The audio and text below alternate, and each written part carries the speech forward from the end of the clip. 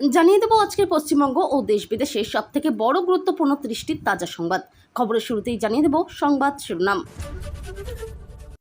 রাজ্যের নবম মুখ্যমন্ত্রী হিসেবে শপথ নিলেন শুভেন্দু অধিকারী, সঙ্গে শপথ নিলেন দিলীপ অগ্নিমিত্রা সহ আরও 5 মন্ত্রী। বাংলায় জোট বাঁধার আহ্বান মমতার, 17 বললেন আপনার মতো চোরকে সঙ্গে নেব না। 20 জুনে পশ্চিমবঙ্গের প্রতিষ্ঠা দিবস, শ্যামাপ্রসাদের বাড়িতে এসে ইতিহাস শোনালেন মুখ্যমন্ত্রী। মমতার জোট বার্তা নিয়ে খোঁচা। মমতার বাড়ির সামনে জয় শ্রীরাম স্লোগান বিজেপি কর্মীদের, অশান্তি রুখতে মোতায়েন কেন্দ্রীয় বাহিনী। মাছের রেণু পাচারের চেষ্টা, ত্রিপুরায় বিএসএফ এর গুলিতে মৃত 3 বাংলাদেশি, আহত অন্তত 23। দল বিরোধী মন্তব্য করার অভিযোগ, কোহিনুর মজুমদার সহ 3 মুখপাত্রকে 6 বছরের জন্য সাসপেন্ড করল তৃণমূল। মাসে 3000 টাকা, লক্ষ্মীর ভাণ্ডারের পর এবার অন্নপূর্ণা ভাণ্ডার, কারা পাবেন এই বিপুল টাকা? ক্লিক করে জানুন শর্তগুলো। 5 বছর আগে শুভেন্দু মুখ্যমন্ত্রী হলে রাজ্যের আরও ভালো হতো, ভোট চুরি করে জিতেছিল তৃণমূল। শিশির। শপথ গ্রহণের দিনই নতুন পিএ পেলেন শুভেন্দু, IAS শান্তনু বালাকে আত্মসহায়ক হিসেবে নতুন দায়িত্ব।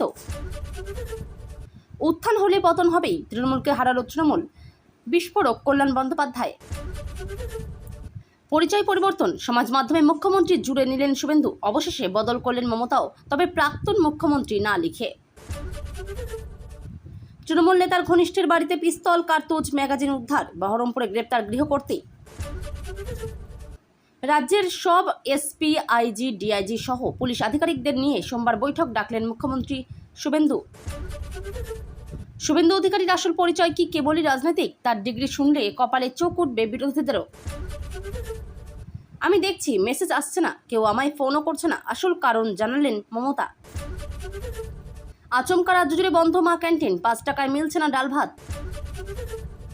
শপথ নিয়েই শ্যামাপ্রসাদের বাড়িতে মুখ্যমন্ত্রী শুভেন্দু অধিকারী পশ্চিমবঙ্গ দিবস নিয়ে দিলেন বড় বার্তা। আমরা যুদ্ধে জয়ী হয়েছি, আগামী দিনে তা প্রমাণিত হবে। রবি ঠাকুরের জন্মজয়ন্তীতেই বড় ঘোষণা মমতার। শপথ নিয়েই মুখ্য সচিব, ডিজি এবং স্বরাষ্ট্র সচিবের সঙ্গে বৈঠক করলেন মুখ্যমন্ত্রী শুভেন্দু, খোঁজ নিলেন রাজ্যের সার্বিক পরিস্থিতির।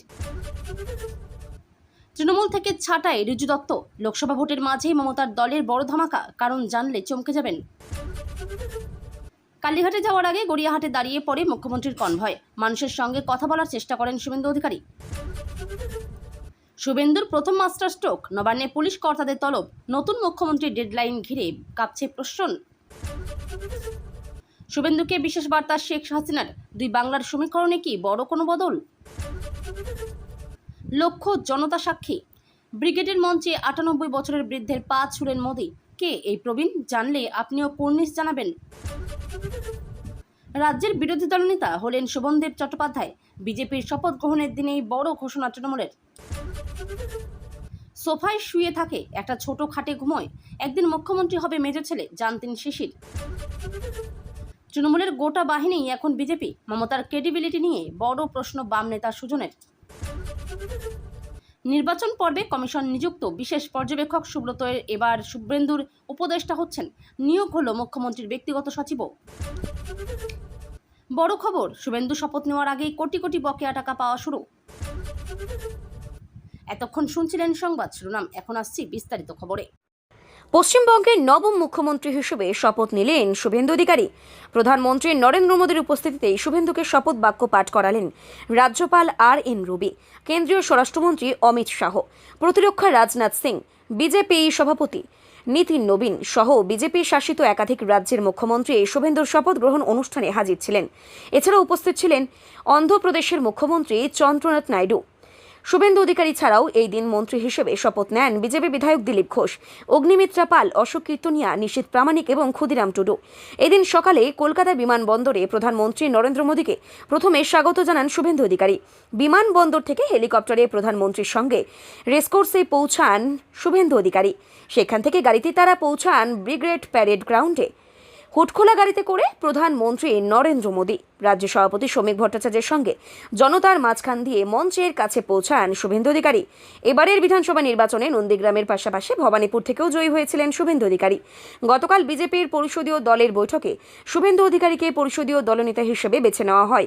এরপর শুভেন্দু অধিকারীর নাম রাজ্যের নতুন মুখ্যমন্ত্রী হিসেবে ঘোষণা করেন কেন্দ্রীয় স্বরাষ্ট্রমন্ত্রী অমিত শাহ। বিধানসভা নির্বাচনে ভরাডুবি হয়েছে তৃণমূল কংগ্রেসের। হেরে গিয়ে এবার তৃণমূল নেত্রীর মুখে জোট বার্তা। বিজেপিকে রুখতে এখন বাম, অতি বামেও আপত্তি নেই মমতা বন্দ্যোপাধ্যায়ের। শনিবার মুখ্যমন্ত্রী পদে শপথ নিলেন শুভেন্দু অধিকারী। সেই দিনই মমতা বললেন, আমরা সকলেই চাই একটা যৌথ প্ল্যাটফর্ম তৈরি হোক, যে প্ল্যাটফর্মে বিজেপি বিরোধী সমস্ত রাজনৈতিক দল, এমনকি আপনারা যদি বলেন লেফটিস্ট, আমার কোনো ইগো নেই। মমতা আরও বলেন, আমি সকলকে নিয়েই চলতে চাই।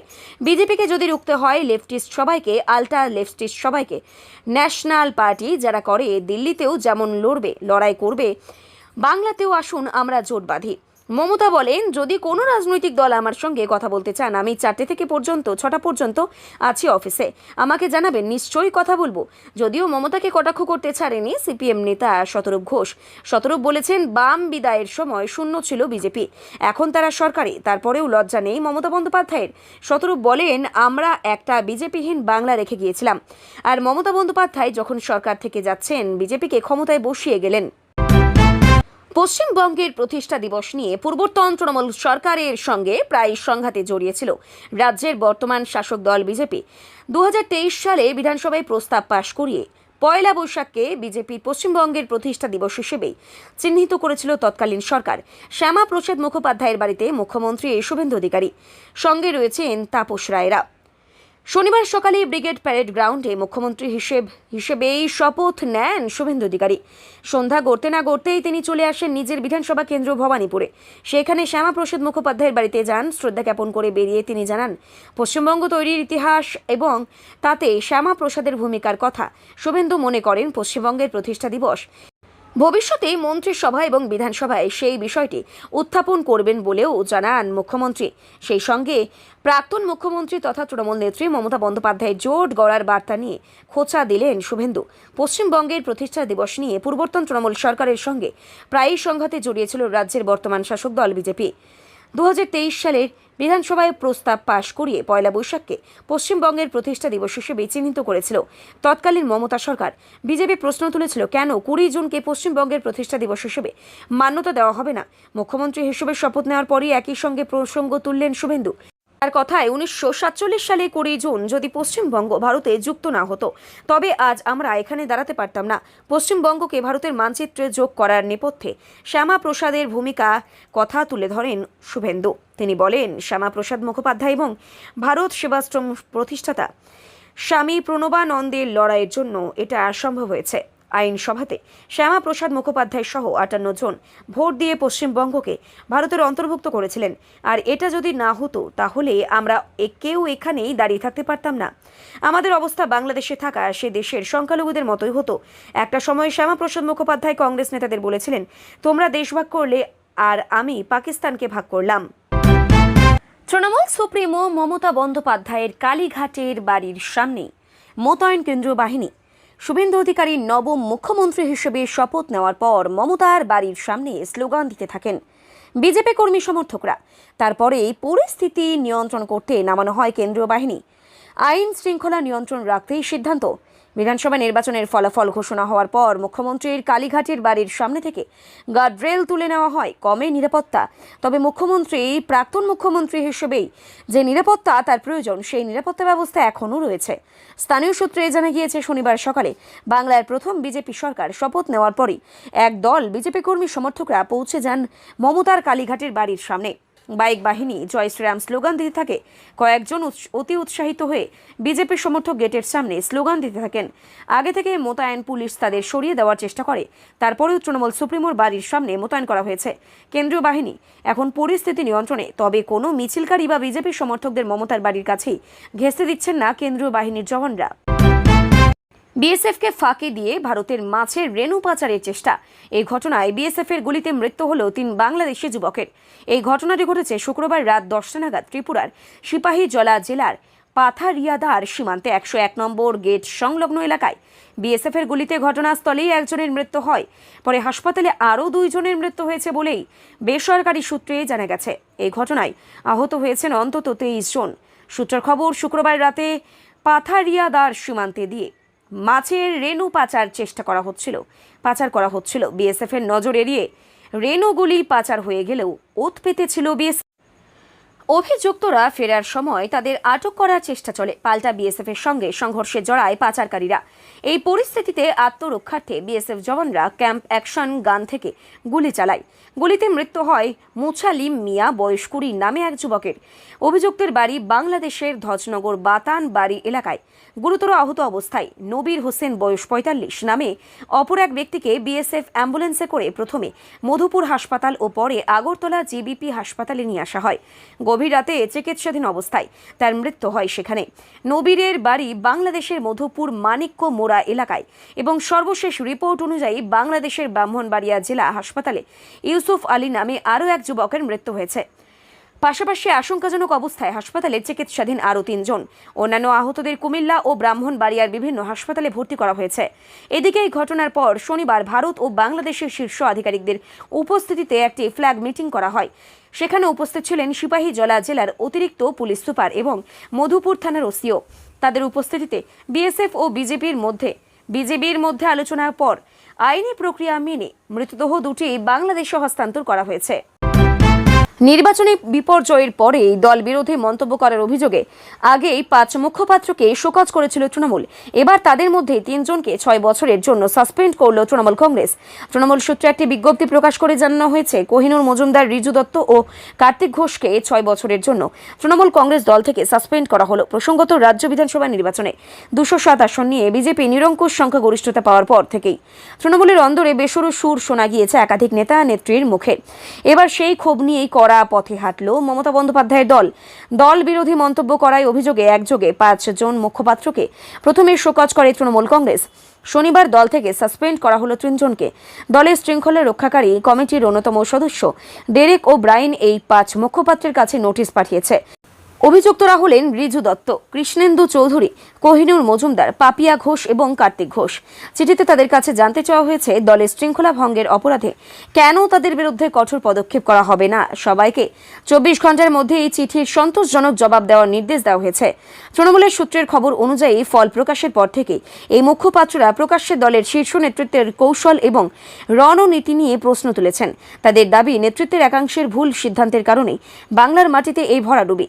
সোশ্যাল মিডিয়া ও বেশ কিছু ক্ষেত্রে সংবাদ মাধ্যমে এই মত পোষণ করেছে তারা। তার পরিপ্রেক্ষিতে প্রত্যেকে 24 ঘন্টার মধ্যেই জবাব দিতে বলা হয়েছে তাদের। পশ্চিমবঙ্গের রাজনীতিতে লক্ষ্মীর ভাণ্ডার প্রকল্পের আকাশ ছোঁয়া সাফল্যের পর এবার আলোচনার কেন্দ্রে উঠে এসেছে অন্নপূর্ণা ভাণ্ডার। 2026 বিধানসভা নির্বাচনকে সামনে রেখে রাজনৈতিক প্রতিশ্রুতি এবং প্রশাসনিক চর্চার পারদ চড়ছে এই নতুন প্রকল্পকে ঘিরে। তবে এই প্রকল্প নিয়ে সাধারণ মানুষের মনে ধোঁয়াশা কম নেই। অনেকেই প্রশ্ন তুলছেন, এই 3000 টাকা কি সবাই পাবেন নাকি রয়েছে বিশেষ কোনো শর্ত?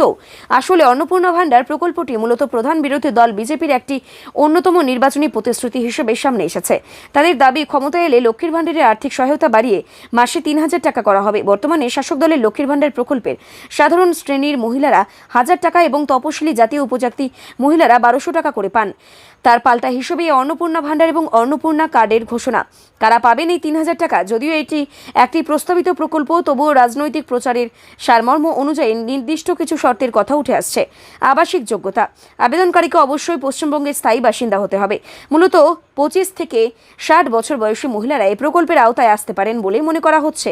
মধ্যবিত্ত, নিম্নবিত্ত এবং আর্থিকভাবে পিছিয়ে পড়া পরিবারের গৃহবধূদের প্রাধান্য দেওয়ার কথাও বলা হয়েছে। পরিবার পিছু সুবিধা, সাধারণত একটি পরিবারের প্রধান মহিলা সদস্যই এই আর্থিক অনুদানের জন্য যোগ্য বিবেচিত হন। ইতিমধ্যেই রাজ্যের বিভিন্ন প্রান্তে এই অন্নপূর্ণা ভাণ্ডারের ফর্ম বিলি বা নাম নথিভুক্তকরণকে কেন্দ্র করে চাঞ্চল্য ছড়িয়েছে। তবে মনে রাখা জরুরি, এটি বর্তমানে একটি রাজনৈতিক প্রতিশ্রুতি বা ভিশন ডকুমেন্টের অংশ। এটি সরকারিভাবে বাস্তবায়িত হওয়ার জন্য নির্দিষ্ট রাজনৈতিক ও প্রশাসনিক পরিবর্তনের অপেক্ষা রাখে। রাজ্যের মুখ্যমন্ত্রী হিসেবে শনিবার বিকেলে সমাজ মাধ্যমে প্রথম পোস্ট করেছেন শুভেন্দু। তিনি লেখেন, প্রণাম পশ্চিমবঙ্গ। আজ বিশ্বকবি রবীন্দ্রনাথ ঠাকুরের জন্মজয়ন্তীতে তাকে কৃতজ্ঞ চিত্তে স্মরণ করে তার চরণে জানাই আমার সশ্রদ্ধ প্রণাম। তার ভাবনা আদর্শে চিরকাল আমাদের পথপ্রদর্শক হয়ে থাকবে। পুত্র শুভেন্দু অধিকারী মুখ্যমন্ত্রী হওয়ার পর নাম না করে তৃণমূলকে নিশানা করে বর্ষিয়ান রাজনীতিক শিশির অধিকারী। সালে বিজেপির সরকার গড়তে পারত পশ্চিমবঙ্গে, কিন্তু ভোট লুট হয়েছিল। তাই রাজ্যে প্রথমবার ক্ষমতায় আসতে আরও 5 বছর সময় লাগলো বিজেপির। আগেই মুখ্যমন্ত্রী হতেন শুভেন্দু অধিকারী। শনিবার পুত্র মুখ্যমন্ত্রী হিসেবে শপথ নেওয়ার পর এমনই মন্তব্য করলেন প্রাক্তন কেন্দ্রীয় মন্ত্রী শিশির অধিকারী। তৃণমূল ত্যাগী শিশিরের অভিযোগ, 2021 সালের বিধানসভা নির্বাচনে ভোট চুরি করেছিল মমতা বন্দ্যোপাধ্যায়ের দল। শনিবার কলকাতার ব্রিগেড প্যারেড গ্রাউন্ডে শুভেন্দুর শপথ গ্রহণে উপস্থিত ছিলেন বাবা শিশির, ভাই দিব্যেন্দু অধিকারী এবং তার স্ত্রী সুতুপা অধিকারী, ভাইজি তিয়ান, ছোট ভাই সৌমেন্দু অধিকারী এবং তার স্ত্রী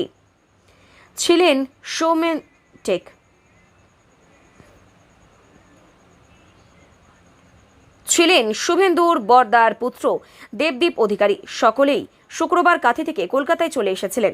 শনিবার শুভেন্দুর শপথ গ্রহণের পরে আবারও শান্তিকুঞ্জয় ফেরেন শিশির। মুখ্যমন্ত্রীর গর্বিত পিতা শিশির বলেন, কি বলি, আজ তো আমাদের আনন্দের দিন। আমি জানি ও নিজের কর্তব্য পালন করবে, মানুষের জন্য যথাসাধ্য কাজ করবে। প্রাক্তন কেন্দ্রীয় মন্ত্রী আরও বলেন, রাজ্যের মুখ্যমন্ত্রীকে অভিভাবক এখনও সাধারণ মানুষ। আমি শুধু এবারের শান্তিকুঞ্জ কর্তা। সকলকে কৃতজ্ঞতা জানাই। তবে প্রবীণ রাজনীতিক মনে করেন 2021 সালে শুভেন্দু মুখ্যমন্ত্রী হতে পারতেন, কিন্তু রাজ্যব্যাপী অবাধ এবং শান্তিপূর্ণ ভোট হয়নি। তার কথায় আরও আগে মুখ্যমন্ত্রী হলে পশ্চিমবঙ্গের ভালো হতো, কিন্তু 2021 সালে জালিয়াতি করে ভোট পেয়েছে ওরা। চুরি হয়েছে বলে আমি মনে করি, নইলে 2021 সালে রাজ্যের পালাবদল হয়ে যেত। অন্যদিকে রাজ্যের মুখ্যমন্ত্রী হিসেবে শনিবার বিকেলে